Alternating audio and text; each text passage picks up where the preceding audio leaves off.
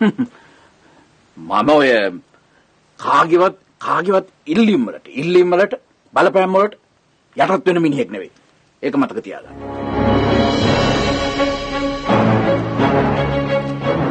ඕන එනවා. මෙහාට එනවා. මෙහෙට මේ කබල තල්ලු කරලා දාන අයිනකට. ප්‍රොෆෙසර් මොනවද මේ කරන්නේ? එපා. තල්ලු කරන අයිනකට. අපි එපා ප්‍රොෆෙසර්. ඔතන. හරි. අද්දෙකු සපම් මොඩේ. අද්දෙකු සපම් මෙඩිතිය. මට මේ ආයුධ පාවිච්චි කරන්න තියන්න එපා. කරුණාකරලා යනවා යන්න මෙහි. ඕකේ. අපි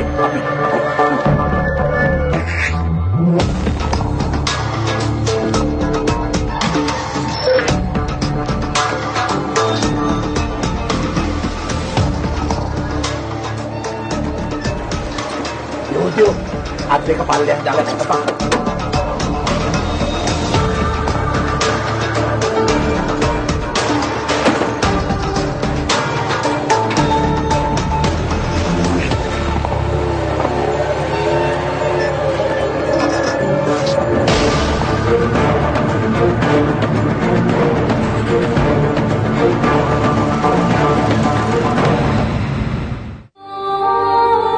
මං ඔය අනවශ්‍ය විදිහට කලබල වෙන කෙනෙක් නෙමෙයි.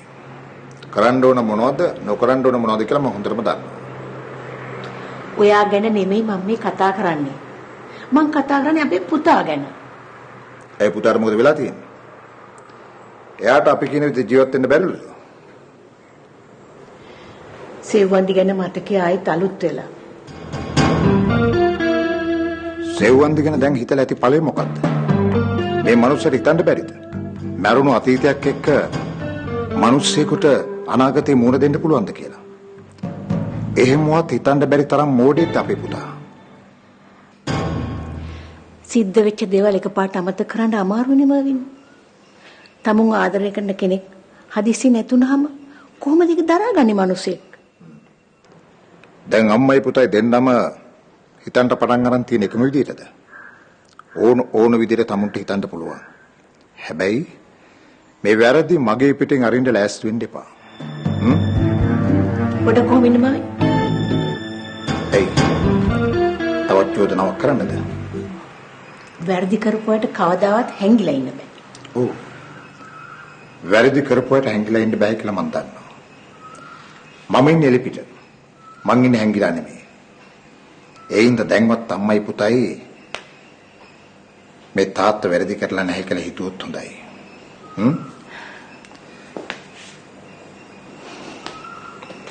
මේක පුතාටත් කිව්වනම් හොඳයි.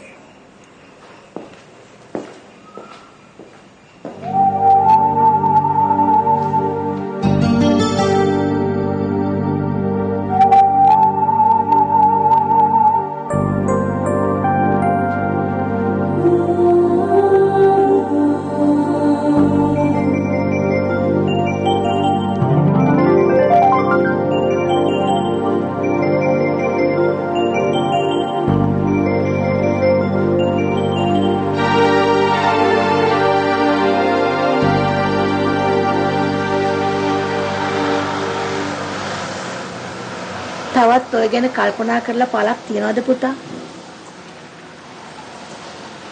පුරුදු විදියට වගේ වැඩ කටයුතු කරගත්තොත් නරකද? තාත්තා දැන් මොකක්ද මේ කරන්න හදන්නේ? තාත්තා කවදාවත් කරන්න කියන දෙයක් අපිට කියලා කරපු කෙනෙක් නෙමෙයිනේ. ඔයා පාඩුවේ හිටියොත් තාත්තා කලබල වෙන්නේ නැතු වෙන්නේ. ඔයා අනවශ්‍ය දේවල් කරොත් තාත්තා වගේ පස්සෙන් පන්නයි. එතකොට ඔය දෙන්න අතර රණ්ඩු වලට මම මැද්දලා මං අසරණ වෙනවා.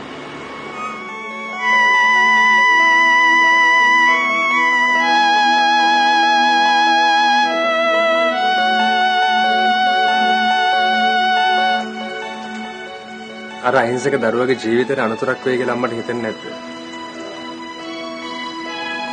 ඇයි තාත්තා එහෙම දෙයක් කරන්නේ?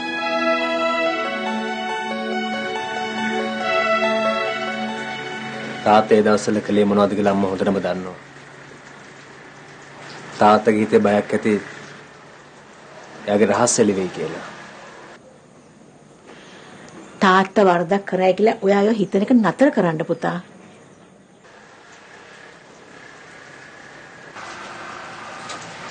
මං කොහොමද දැන් මෙහෙම හිතන්නේ? මාත් දන්නවා තාත්තා කරපු දේවල්.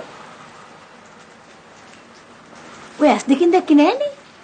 ඔයාගේ හිතේ තියෙන සැකයක් විතරයි. තාම කිසි කෙනෙකුට බැරි වුණා ඔය සැකේ සාධාරණයි කියලා ඔප්පු කළා තාත්තා වැරදිකාරයෙක් කරන්න. ඒකට හොඳම වෙලාව තමයි මේක. පුතා තාත්තා නරක දෙයක් කළේ නෑ. අම්මා ඔහොම කිව්වට තාත්තා වැඩිකාරයෙක් වෙන්න පුළුවන් ඒ නූර කියන්න හදන කතාවෙන්. ඒ දරුවා කට ඇරියොත් මොකද වෙන්නේ කියලා තාත්තා දන්නවා. ඒ නිසා තාත්තගේ ඉලක්කය වෙන්න පුළුවන් ඒ අහිංසක දරුවා.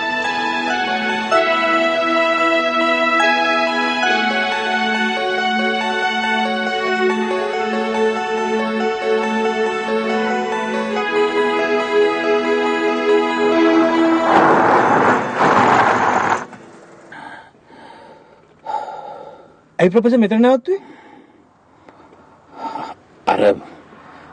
අර මිනිහා අපිට දික් කරුවේ සෙල්ලම් පිස්තෝලයක් නෙවෙයි. ඇත්ත එකක්. ඔව් ප්‍රොෆෙසර්. ඒක නම් ඇත්ත පිස්තෝලයක්. තව ඩිංගෙන් ඌ අපි දෙන්නටම වෙඩි තියලා. අපෝ. මිනිහා නම් හරි නපුරු මිනිහෙක්. දැක්කේ නැද්ද? මිනිහා මැරෙක් විදිය පෙවුනේ නැද්ද? ඔව්. අනේ ප්‍රොෆෙසර්. ආයි නම් ඒ වගේ උන් එක හැප්පෙන්න ඕනේ නැහැ. අපි මෙහෙන් යමු. ඉඩියට්. අපි එහෙම ගිහිල්ලා හරියනවද මිනිහෝ? ගිහිල්ලා හරියනවද? අර අලුගෝසුවන්ගෙන් අපි ඒ දරුවා බේර ගන්න ඕනේ. ප්‍රොෆෙසර් අපිට පුළුවන් දේ මැරෙවොත් එක්ක හැප්පෙන්න. ඇයි බැරි? හිතේ හයිය තියනවා නම් ඕන දෙයක් කරන්න පුළුවන්. ප්‍රොෆෙසර් අපිට ඔය මැරෙවොත් එක්ක හැප්පෙන්න බෑ. උම්ම අපරාධකාරයෝ. උංගා ආයුධක් තියෙනවා. අඩුම ගානේ සර් අපි ගාව කැටබෝලයක්වත් නැහනේ. මේ මෝඩ කතා කියන්න එපා. කැටබෝලයක් තිබ්බල හරියනවද? කැටබෝල එක කරගෙන අපි මොකෝ කුරුල්ලන්ට විදින්නද? මෝඩ කතා කියන්න එපා. අපිට මොලේ තියෙනවා. අපිට හිතන්න පුළුවන්. මොලේ තියෙනවා. අපි ඔළුවෙන් මේකට යමක් කරන්න ඕනේ. මතක තියාගන්න. ප්‍රොෆෙසර් මාව මේම දෙයකට එක්කන් එනවා කියලා දන්නා නම් ඇත්තටම මං එන්නේ නැහැ. මම යනවා මෙතනින් බහලා. ඔහම ඉන්න. බය ගුල්ලා. මෙච්චර ලොකු ඇඟක් තියාගෙන බය වෙලා හරියනවද මිනිස්සු? ඔහම ඉන්න. ඉන්නකො මම වගේ එඩිතරෝ ඉන්නවා. මං දැක්කා ප්‍රොෆෙසර්ගේ එඩිතරකම. අරු පිස්තෝලෙ දික් කරගම මං දැක්කා ප්‍රොෆෙසර් ගැහෙන හැටි. ප්‍රොෆෙසර් කිව්වේ මටත් අත් දෙක උස්සන්නේ කියලා. මම ඒ වෙලාවේ බය පෙන්නුවේ ආත්මාරක්ෂාවට. මොකද අපි ගාව ආයුධ තිබුණේ නැහැ මිනිහා එක්ක හැප්පෙන්න. අපි එතනින් බේරිලා ඇවිල්ලා ආයුධ සන්නද්ධව සටනට යන්න. යුද්ධයකට යන්න බෑ මිනිස්සු අතවනවන්න.